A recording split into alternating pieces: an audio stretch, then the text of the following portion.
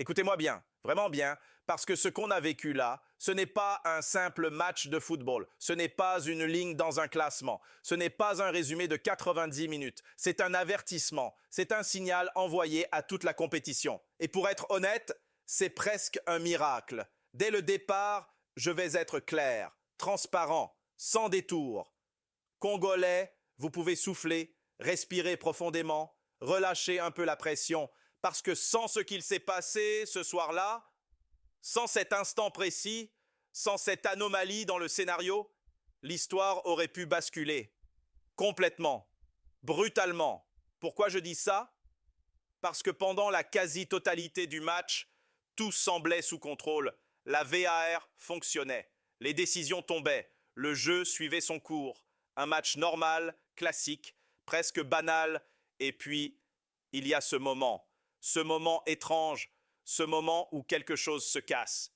10, 12, 15 minutes de flottement, plus d'écran, plus de signal, plus de VAR. Silence, un silence lourd, pesant, presque inquiétant, et comme souvent dans le football, quand le silence s'installe, le chaos n'est jamais loin, parce que devinez ce qui arrive à ce moment précis? Pas une action anodine, pas un petit contact oublié, non. Une action qui fait basculer des matchs, une action qui écrit des destins, une main, pas une main discutable, pas une main cachée, pas une main interprétable, une main claire, une main nette, une main évidente, la main de Mbemba, dans la surface, devant tout le monde. À cet instant-là, le temps s'arrête, les cœurs battent plus fort, les regards se croisent, et là, les gars, soyons sérieux 2 secondes, si cette action se produit avec la VAR en état de marche, si les écrans sont allumés, si les arbitres ont accès aux images, il y a penalty. Pas peut-être, pas selon l'interprétation, pas on peut discuter, non, penalty, point final. Il n'y a même pas débat, même pas une discussion de plateau, même pas une polémique. Alors oui, je le dis, je le répète, et je l'assume pleinement. À cet instant précis, la RDC est sauvée. Sauvée par le timing, sauvée par le hasard, sauvée par ce trou noir de la VAR. Un détail peut-être, mais dans une CAN, ce genre de détail peut tout changer, et ce n'est que le début de l'histoire. Et c'est là que le match devient vraiment étrange, presque dérangeant, parce que ce qui rend cette situation encore plus folle, c'est le contexte, l'histoire récente, la mémoire collective. On le sait tous, on l'a vécu, on l'a subi. Les Congolais ne sont pas habitués à être favorisés par l'arbitrage, bien au contraire. On se souvient tous de ce match face au Nigeria, des décisions discutables, des frustrations, de ce sentiment d'injustice qui reste coincé dans la gorge. On l'avait dit, on l'avait dénoncé, on en avait parlé pendant des heures. Et justement, c'est pour ça que ce qu'on voit là surprend autant. Parce que pour une fois, une seule fois, le destin tourne du bon côté. Pas par mérite, pas par domination, mais par circonstance, par un trou noir, par un moment où la VAR s'éteint, et comme si le football voulait pousser l'ironie jusqu'au bout, à peine quelques instants plus tard, la VAR refonctionne. Les écrans se rallument. Les arbitres sont de nouveau connectés. Le match reprend son cours, normalement. Et là, nouvelle scène, nouvelle tension, nouvelle action litigieuse. Cette fois, dans la surface congolaise. Un contact réel, un contact visible. KMB est impliqué. Ce n'est pas une faute violente, ce n'est pas un choc spectaculaire, mais c'est le genre de situation qu'on a déjà vu siffler. Et honnêtement, l'arbitre il aurait pu compenser, il aurait pu rééquilibrer, penalty. Et à ce moment-là, quelque chose se brise en moi. Pas de colère, pas encore, mais un doute qui s'installe doucement, insidieusement, comme un poison lent. Je commence à douter du match, du scénario, du contenu, mais surtout, je commence à douter des intentions de la RDC. Et là, je vais être très clair, très honnête, très direct, parce que je pèse mes mots. La RDC m'a déçu. Oui, déçu. Pas parce qu'elle gagne, pas parce qu'elle prend 3 points, mais parce que je m'attendais à autre chose. Beaucoup mieux. J'avais des attentes, de vraies attentes, énormes même. Parce que quand tu regardes cet effectif, quand tu regardes les résultats récents, quand tu regardes les promesses, tu te dis que cette équipe peut marquer la CAN. Alors bien sûr, la compétition est encore longue. Tout n'est pas perdu. Vous pouvez encore vous ressaisir. Mais à cet instant précis du match, moi, je le sentais. Il y avait quelque chose qui clochait. Et ce sentiment, il n'allait faire que grandir. Et c'est précisément à partir de là, à partir de ce doute qui s'installe, que mon regard sur ce match change complètement. Parce qu'à ce moment-là, je ne regarde plus seulement ce qui se passe sur le terrain, je regarde ce que ça annonce. Et là, je vais être franc, brutal même.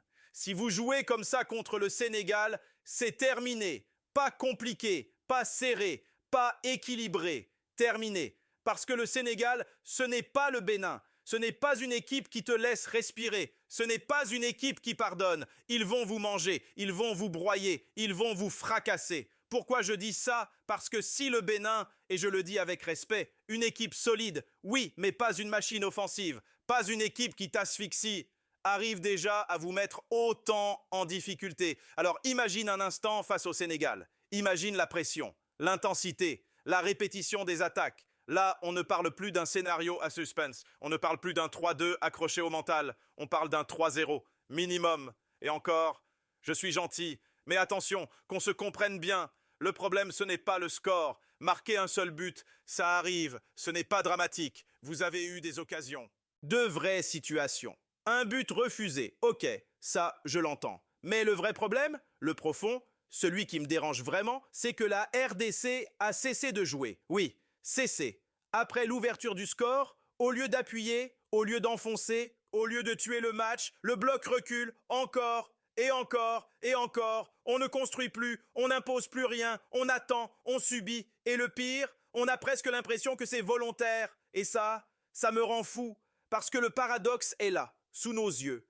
Quand la RDC joue, quand elle impose le tempo, quand elle ose, ce n'est pas mal du tout, vraiment pas. Sadiki, Bongonda, les entrants, Mayele, Meshak, Moao, il y a du talent, il y a des idées, il y a de quoi faire mal, mais non, on choisit de reculer, de subir, d'attendre l'erreur adverse. Alors oui, contre une très grosse équipe, contre le Sénégal par exemple, je peux comprendre cette approche. Mais là, contre le Bénin, non, clairement non. Vous deviez les froisser, les étouffer, les faire douter, leur montrer qui vous êtes. Et ce moment-là, vous l'avez laissé passer. Et ce genre de moment, dans une CAN, ça ne se rattrape pas toujours. Et comme si ce recul volontaire ne suffisait pas, comme si cette perte d'initiative ne suffisait pas à inquiéter, il y a autre chose qui saute aux yeux. Des visages, des attitudes, des prestations. Il y a des joueurs que je n'ai tout simplement pas reconnus. Prenez Mouami. Sur son côté, il a souffert. Mangué, pris de vitesse, pris de court. Chaque situation devenait un danger. Chaque duel, une alerte. Et puis il y a Masuaku. Masuaku, les gars. Soyons honnêtes. Ce n'est même plus une surprise. Le côté gauche congolais, c'est une alerte rouge permanente. Perte de balle évitable, dribble subi, mauvais placement, déséquilibre constant. À chaque montée adverse, le danger venait de là. Et comme si ça ne suffisait pas, KMB rentre. On sait qu'il revient de blessure. On peut comprendre, on peut contextualiser. Mais sur le terrain, l'entrée est compliquée. Manque de rythme, manque de repères, manque de justesse. Et là, il faut être lucide. Tous les adversaires l'ont vu, tous les analystes l'ont noté, tous les ailiers droits vont attaquer ce côté. Ce sera ciblé, martelé, exploité. Attention! Alors oui, à la fin du match, quand le coup de sifflet retentit, il y a la victoire. Et dans une CAN, on ne va pas faire semblant. Les 3 points, c'est sacré. C'est la base. C'est le minimum. Mais soyons sérieux 2 secondes. Soyons honnêtes. Le niveau proposé est insuffisant. Même quand on regarde le but, alors oui, la finition de Bongonda est chirurgicale, froide, précise, magnifique. Un geste de très haut niveau. Mais encore une fois, posez-vous la question. D'où viennent les grosses occasions congolaises? Pas d'un jeu placé, pas d'une domination construite, pas d'une maîtrise collective. Des longs ballons, des dégagements, des erreurs béninoises. C'est efficace, oui. Ça marche sur le moment. Mais ce n'est pas maîtrisé, ce n'est pas contrôlé. Et surtout, ce n'est pas durable. Et dans une compétition comme la CAN, ce genre de détail finit toujours par te rattraper. Et puis il y a Bakambu. Les gars, Bakambu. À ce niveau-là, dans une CAN, dans un match aussi serré, il doit faire mieux, beaucoup mieux. Parce que tout est parfait. Vraiment. Le contrôle, sublime. Sois pur. L'enchaînement, intelligent, rapide, de très haut niveau. Et puis derrière, ce moment suspendu, le face-à-face, est là, raté. À cet instant précis, je vous jure, je me suis dit, aïe, ils vont le payer. Parce que dans ce genre de compétition, quand tu rates ce type d'occasion, le football te le fait toujours payer. Toujours. Heureusement, cette fois-là, ça ne s'est pas produit. La RDC s'en sort. Elle respire encore. Mais attention, on ne gagne pas toujours à la congolaise. Ce genre de scénario, ce genre de match accroché, ce genre de victoire fragile, ça ne passe pas à chaque fois. Et s'il y a une chose que je retiens vraiment, une seule vraie satisfaction ce soir, c'est la connexion entre les jeunes. Aimé, Méchac. Peu expérimenté, oui, mais propre, juste, lucide. Ils jouent simple, ils se comprennent, ils sentent le jeu. Et cette relation-là, si elle est bien exploitée, elle peut faire très mal. Mais pour le reste, il faut être honnête. Il va falloir hausser le niveau. Pas demain, pas plus tard, très vite. Parce que cette CAN ne pardonne rien, parce que les détails tuent, parce que les erreurs se paient cash. Et surtout, le Sénégal n'attend pas. On se retrouve très vite pour la suite, pour une nouvelle analyse. Venez confronter les avis. Prenez soin de vous.